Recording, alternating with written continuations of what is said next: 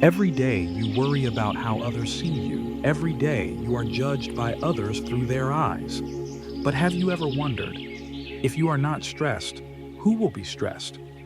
If you are not worried, who will worry for you? Many psychological problems stem from these thoughts, trapping you in an endless cycle of anxiety and self-doubt.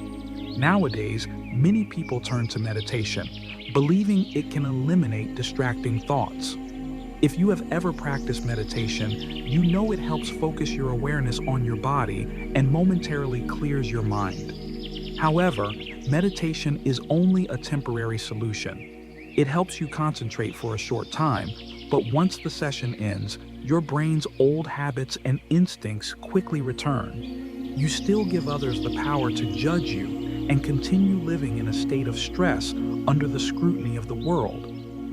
I know your life is busy, and what I share may not be easy to absorb at first. Especially if you only hear it once, it can be difficult to grasp fully. My advice is to watch until the end, listen repeatedly in your free time or while doing housework, and save the playlist for your convenience. I am certain that within a few months, your thinking will evolve to a new level. Mind Creates Form welcomes you and your friends. The biggest problem of human nature is the habit of giving others the final judgment over ourselves. Why are you so discreet before drinking alcohol, yet after drinking, you become excited and uninhibited? This is because alcohol paralyzes the brain, temporarily freeing you from the weight of others' opinions and judgments. In short, when you are sober, you may be smart but cowardly. When you are drunk, you become foolish but brave. And in reality, even fools who are brave often have more opportunities than smart yet cowardly people. I want to emphasize this. Do not let others define your worth. Be confident in yourself and never allow external judgments to determine who you are. Every day, you worry about how others perceive you. Every day, you are evaluated through the eyes of those around you. But have you ever stopped to ask yourself, if you are not stressed, who will be? If you are not worried, who will take on your worries? Many psychological problems originate from these thoughts. In today's world, many people turn to meditation, believing it can eliminate distracting thoughts. If you have practiced meditation, you know that it helps you focus on your body and temporarily clear your mind. However, meditation is only a short-term solution. Once the session ends, your brain's old habits and instincts return. You still hand over control of your self-worth to others, continuing to live under the pressure of societal expectations. Why is this? Because our brains are outdated. We are still using the same primitive instincts that evolved to solve ancient survival problems. Humans are naturally herd animals. In ancient times, we had to live in groups to survive. Without the protection of the tribe, we would not even make it through the night. This is why our ancestors were forced to care deeply about how the group perceived them. Being accepted by the group was essential. Those who were rejected faced grave survival risks. This survival instinct is so deeply ingrained in our genes that, even today, most of us are overly concerned with how others perceive and judge us. But times have changed. The modern environment is no longer the same as it was in ancient times, and this tendency to conform can now be manipulated by others. Understanding this is the first step to breaking free. In the book Flow, there is a saying that in a complex society, emotions pull people in two directions. On one hand, the authorities try to shape individuals into hard-working, frugal, wealth-building citizens. On the other hand, advertising companies relentlessly market products that convince people to spend all their hard-earned money, fueling an endless cycle of consumption. The tendency to follow the crowd, along with ingrained human traits, serves as a preset source code, one that is ripe for exploitation. These are the very principles that modern society uses to manipulate you. The bold words in marketing books are not just theories. They are strategies that corporations and governments use to shape behavior.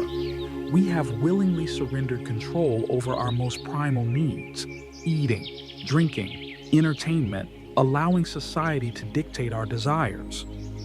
This has created a state of hedonism, an existence even more terrifying than one constrained by conventional social norms. Consider the Skinner box experiment. The psychologist B.F. Skinner placed a mouse inside a box where, by pressing a button, it would receive food. The result?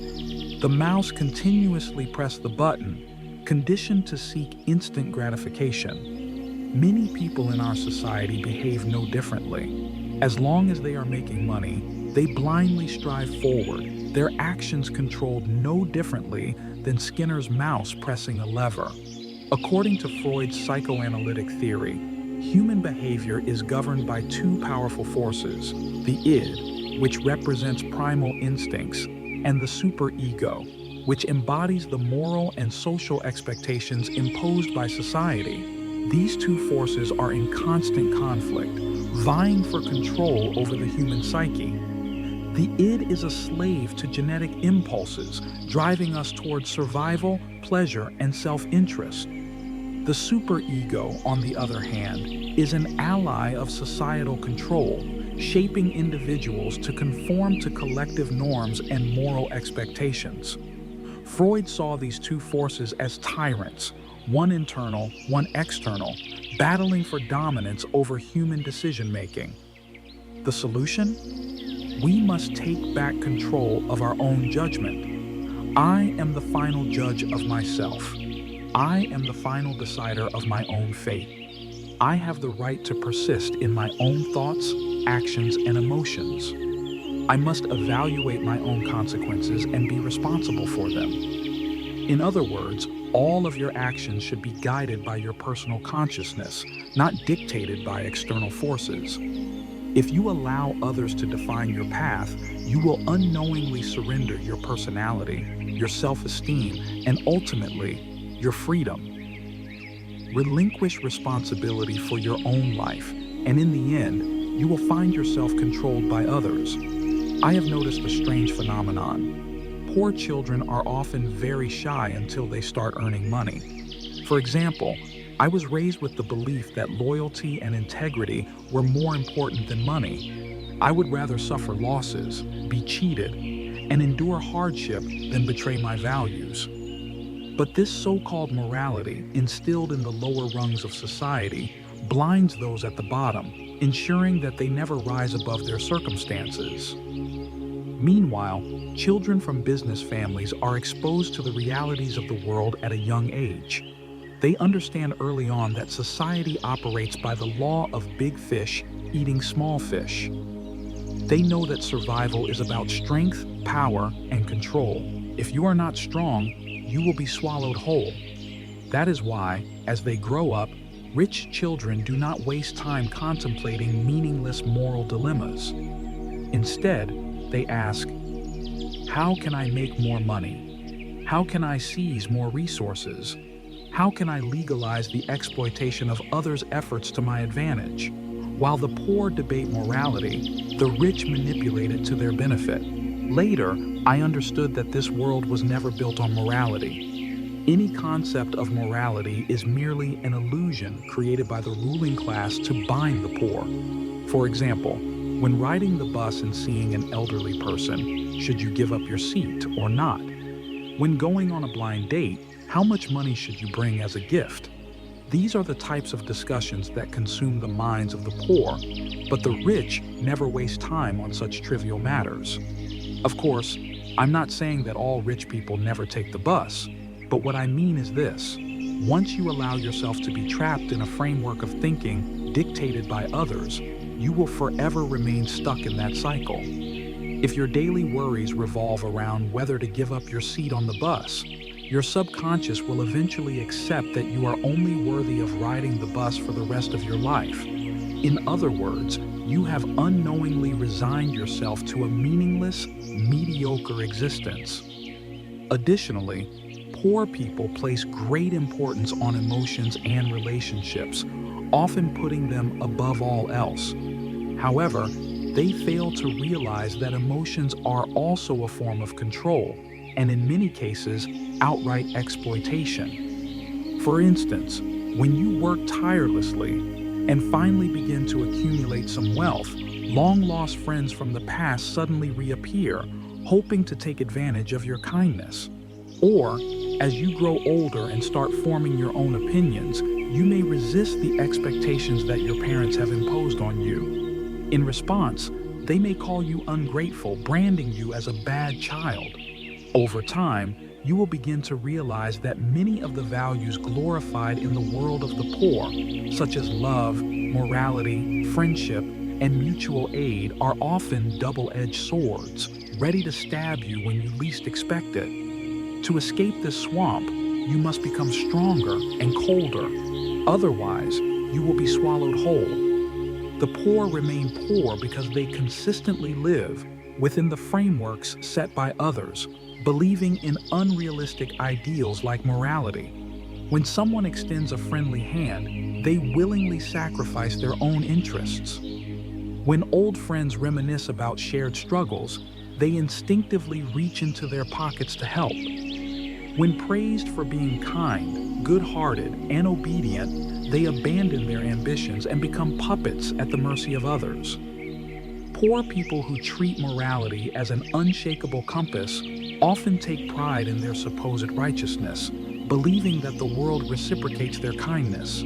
But the harsh truth is this: at the bottom of society, good people are often the ones who suffer the most. Meanwhile, the rich use morality as nothing more than a tool, a convenient mask to manipulate those who still believe in it. As a result, honest individuals constantly lose out on opportunities that rightfully belong to them, while the dishonest take what was never theirs to begin with. As the saying goes, there is no smoke without fire. Think about it carefully. Are the things that society promotes truly beneficial to the weak, or is there something hidden beneath the surface? In reality, the rules and regulations that govern society are designed to bind the good and the weak. Only by maintaining this structure can society remain stable. Even the laws that are publicly transparent primarily serve to restrict the poor, because the rich, who understand the system inside and out, have hundreds of ways to circumvent the law. Of course, I'm not encouraging you to become a bad person who disregards morals and achieves success by any means necessary.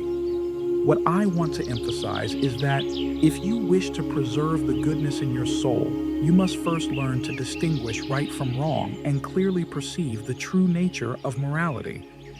To some, morality is a means of control, a set of rules imposed to restrain you. To others, morality is nothing more than a tool, a convenient instrument for manipulating people to their advantage. If you truly want to succeed, build wealth, and experience sincere and warm relationships, you must be willing to break certain barriers. These barriers may be etiquette, integrity, honor, or even societal rules. As long as they do not violate the law, you can try everything. But remember this: shyness is the poison that kills honest people. If you are living in this society yet still wish to preserve the honesty in your soul, you must abandon the so-called nobility of the poor. In a world filled with injustice and ruthless competition, all of your so-called advantages can easily become weaknesses. Never forget, for the poor, the only true virtue is the ability to make money. I have also noticed something alarming: the knowledge that helps people become healthier, stronger, and more independent is often suppressed, while things that weaken, corrupt, and destroy people are widely promoted. This is not a coincidence. On the road to success, the weak are eliminated right from the starting line. Do you see what successful people have in common? They have abundant energy, sharp memory, decisive action, and an unparalleled ability to focus. This is the true quality of successful individuals. They are like high-capacity batteries, only needing a small charge to operate at full power for a long time. On the other hand, those with weak physical conditions are constantly exhausted, unable to concentrate, and lack motivation. Even after sufficient rest, they struggle to regain their energy. They are prone to depression, pessimism, and a general sense of hopelessness. For them, life feels meaningless, and they lack the willpower to strive for something greater. This is why it is often said, sometimes failure is not about lack of effort, it is about losing the race right from the starting line.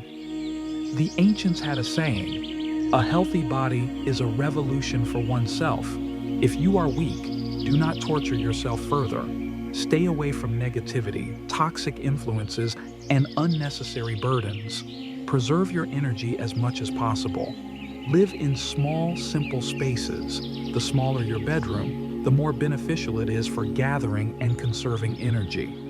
Many people wonder, how can weak individuals improve their physical condition? The first step is understanding that these individuals often suffer from a variety of health issues.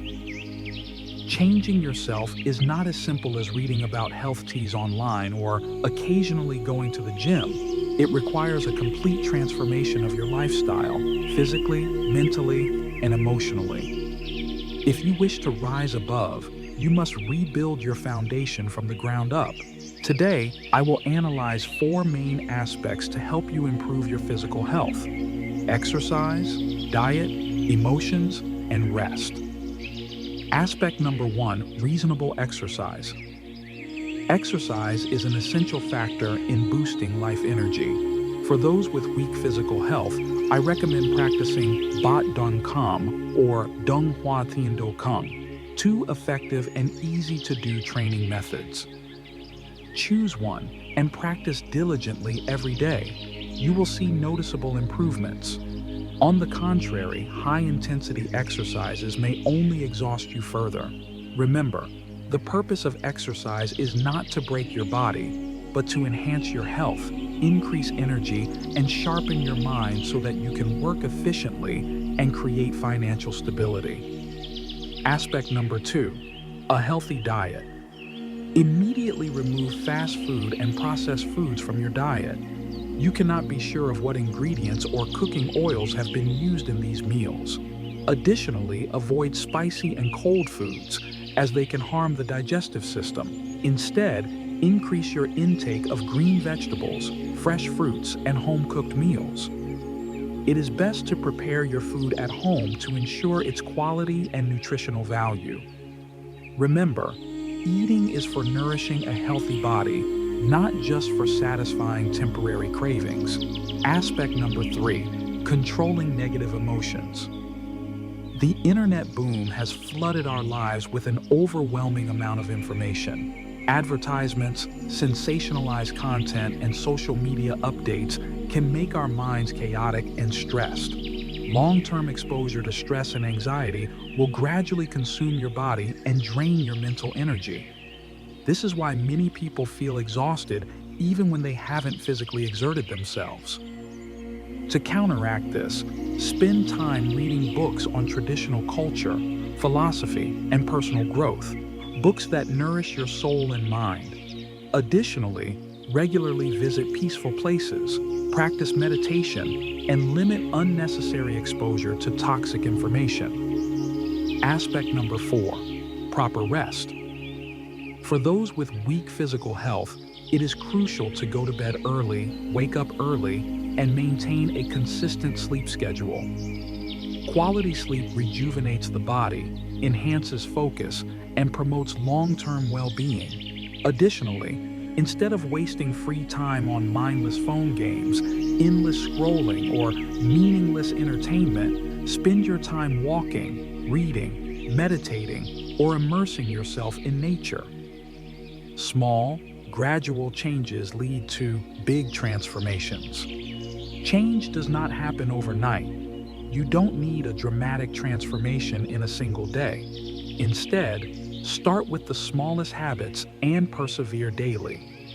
The things you practice consistently will eventually become second nature, shaping a healthier, stronger version of yourself. When you successfully implement these 4 aspects, exercise, diet, emotional control, and rest, you will see clear improvements in your body, mind, and overall life. Your health will improve, your thinking will become sharper, and both your work and personal life will become smoother and more favorable. The only person who can save you is yourself. No one at the bottom of society can lift another person up if they themselves are struggling. If you want to improve your life, you must first help yourself. The first step is self-examination. Ask yourself, am I frequently exposed to unhealthy habits or toxic environments? Do I engage in self-destructive activities that drain my energy? Am I wasting time on things that do not benefit my long-term well-being? If you truly want to change, the most urgent step is to eliminate bad habits. Weak individuals should begin by cultivating healthy lifestyle habits, starting with early sleep, early wake-ups, and consistent exercise. When your health is restored and your temperament is improved, you will finally be in a position to discuss greater ambitions and long-term success. I will share 3 important points with you. First point, your environment affects your energy. The energy around you is mainly negative if you are surrounded by the wrong people. There is a saying, poor people are often unlucky. This is why I previously mentioned that poor families often live in exile, not just physically, but mentally as well. You must understand that people are products of their environment. If you constantly expose yourself to negativity, you will absorb that energy. Instead, seek positive environments and stay away from negative people, especially those with extreme emotions. These individuals not only drain your energy, but also lack control over their emotions, making them unpredictable and potentially dangerous. To protect yourself, keep your distance and remove yourself from toxic surroundings. For example, spending time in the library is better than spending time in a bar. Going to the gym is better than sitting in an internet cafe playing games. Confucius once wrote, "Nothing is like that." And while many have debated its meaning, my understanding is that you must eliminate distractions that do not contribute to your growth. This means blocking out people, habits, and activities that do not align with your financial and personal development. Just as you clean up trash on your computer, you should regularly clean up both your mental and physical space to maintain positive energy and focus. Second point, prioritize yourself. First, human nature is selfish. Do not be naive and believe that you can save everyone. Be less envious of others' lives and stop thinking of yourself as a savior. Get used to the saying, seeing death without saving. This may sound harsh, but in reality, many people shout loudly about helping others, yet when the time comes, they run away. Consider this. If someone is in debt, would you help them pay it off? If a company goes bankrupt, would you buy it back? In reality, people must take care of themselves first. Your priority should be completing your own work and taking care of your personal well-being. Before worrying about others, ask yourself these questions. Have you finished your work today? Have you spent time learning something new? Have you exercised today? Have you gone to bed early and woken up early? Focusing on yourself and your personal growth will help you conserve energy and avoid unnecessary involvement in other people's problems. Many people love to interfere in other people's affairs, thinking it is an act of kindness. However, in the end, they fail to manage their own lives properly and often create more trouble for themselves. This lack of focus and misplaced priorities indicate a problem with their intelligence and self-awareness. Third point, don't hoard too much money. Many people mistakenly believe that money is everything, but hoarding too much money can become a burden. Money should be seen as a tool, not a goal. Keeping excessive amounts of money not only weighs you down mentally, but also makes you vulnerable to manipulation. Others will see you as a target and may try to take advantage of you. Instead of obsessing over hoarding money, focus on how to make money work for you. Invest in knowledge, skills, and opportunities that will create long-term wealth and security. Final thoughts. What I have shared with you is truly valuable and can change your life if you apply it. I encourage you to listen to this message again and again, take notes, and share it with others. If you found this useful, leave a comment on what resonated with you and subscribe to my channel for more insightful content. Thank you for listening, and I look forward to sharing more with you in the next video.